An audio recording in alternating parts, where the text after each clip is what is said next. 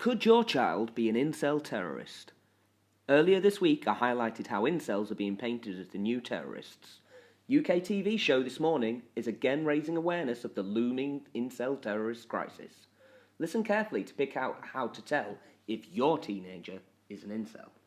Can parents look out for maybe language that they use, their young sons might be using, telltale or signs, behaviour that they might have? Yes, they can. So there are lots of bits of language that might be red flags referring to people as normies or as triggered. Normies is the word incels use for people outside their community.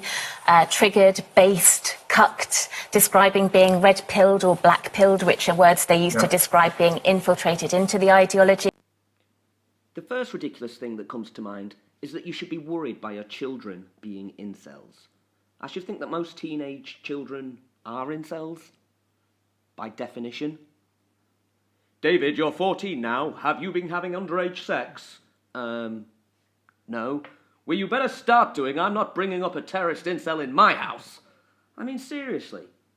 Other signs your little ones could be about to blow themselves up for the incel cause could be using certain secret words.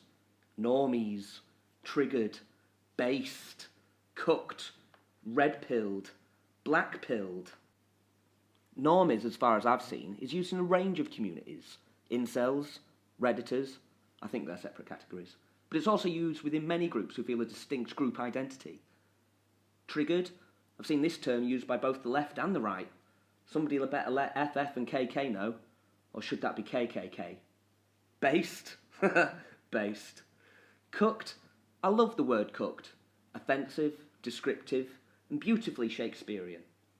Was the great British bard an incel terrorist, or was he a deep state propagandist trying to radicalise the Elizabethan masses?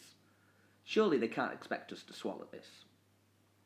Other forms of extremism, it isn't completely separate from far-right, white nationalist, white supremacist movements. They actually really see it as a slipway. So parents might see a combination of perhaps also racism creeping in as well. The incel community is a very racist community. This is a racist ideology. And of course, white supremacist is a deeply misogynistic ideology. Yeah. Is your child not having underage sex? Well, they could become a white supremacist. How does this work for black children?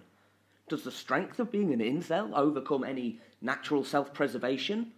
Or are they implying that all black children have underage sex and therefore can't be incels? The end of that clip is priceless. And of course, white supremacy is a deeply misogynistic ideology.